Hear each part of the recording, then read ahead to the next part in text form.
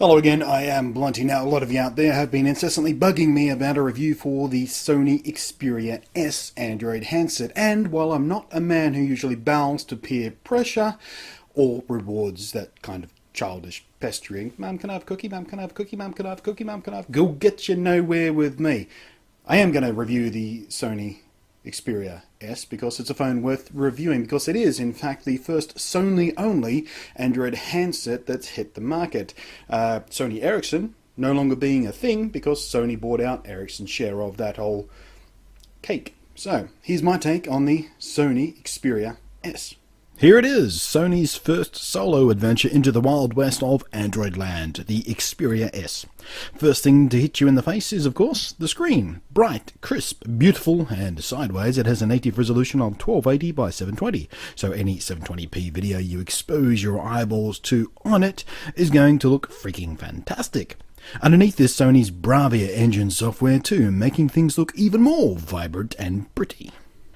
Sitting next to the iPhone 4S, its svelte body wrapped around that 4.3 inches of screen, it looks tall and slender. Its running guts consist of a 1.5 gig dual-core CPU and an Adreno 220 GPU, a gig of RAM and 32 gigs of storage on board. Nothing spectacular by today's standards, but easily enough grunt to keep most people quite happy day to day. It's currently sporting Android 2.3 or gingerbread, but a 4.0 or ice cream sandwich update will be arriving very soon. Have I mentioned recently how much I hate Android's dessert-themed code names for their Android versions? Because I do. It's very, very stupid and confusing for the end-user market. Who out there is supposed to know that ice cream sandwich is a later or newer version than gingerbread? Who knows that stuff? Just call it a number so people know what version it's at and where they're...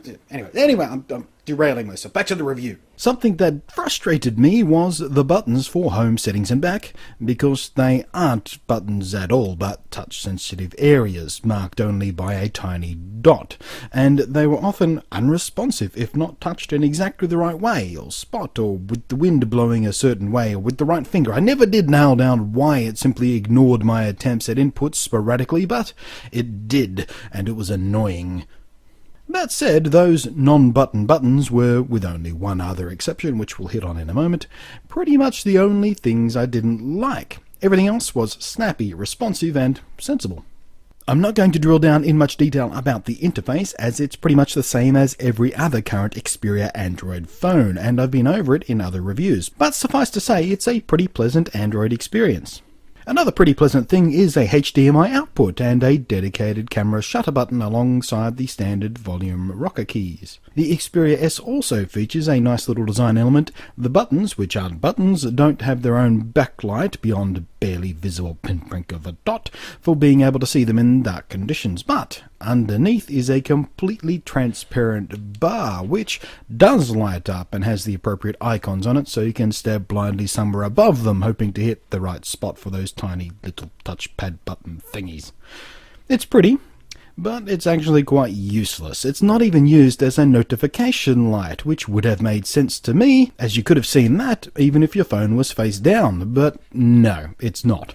Top edge back and front is where you'll find the cameras. The front one sucks in 1.3 megapixels and will also do 720p video, and on the back 12.1 megapixels await you, along with 1080p video shooting. So let's look at how they perform. I've already published a video putting the Xperia S up against the iPhone 4S in a sunset shootout, and the debate on which one did better in that test rages on in the comments section.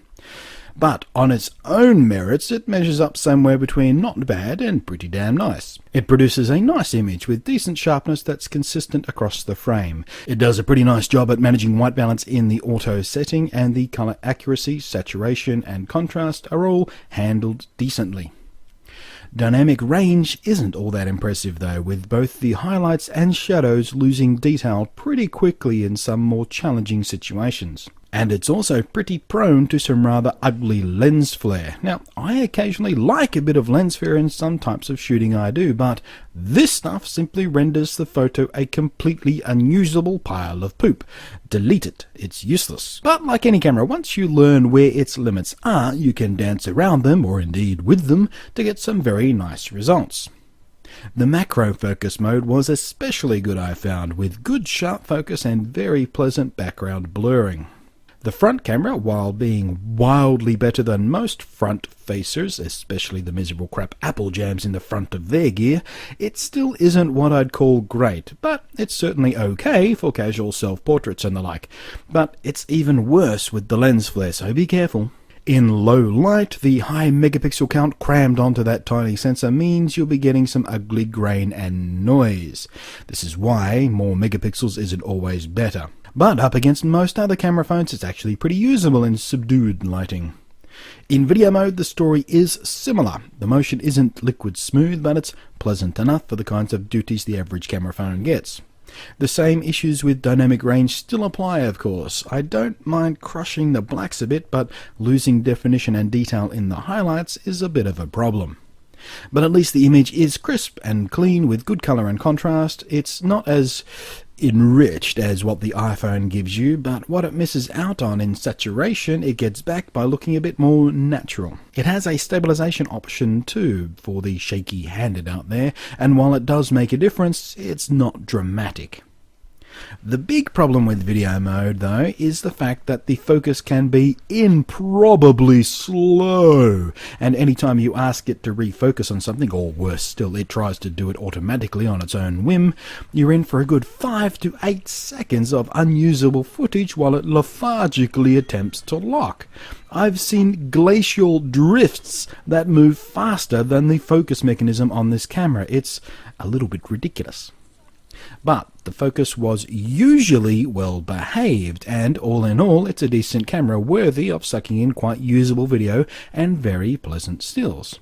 Now, as for that front camera, which is fixed focus by the way, in video mode you'll face the same limitation as stills. It's not great at exposure metering, it's worse at dynamic range, but if you keep your face out of direct sun it does okay. All in all, considering the competition in front-facing cameras, bloody brilliant, I thought.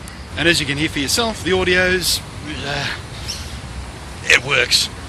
At the end of the day, the Sony Xperia S is a pretty decent Android phone. It's not king of the hill, but then again it's not supposed to be. Sony didn't make the Xperia S to be the high-end, super fancy flagship model do-everything whoop-de-doo. They made it to be a very good, affordable mid-range handset for the average person. It's quick, it's light, it has a great screen, pleasing design lines, and decent cameras. It has a couple of quirks to stub your toe on occasionally, but nothing that really outweighs the good stuff. And it's only going to get nicer when its confirmed Android 4.0 update arrives. So that's the Sony Xperia S. Thanks for watching. I am Blunty, and I will catch you next time.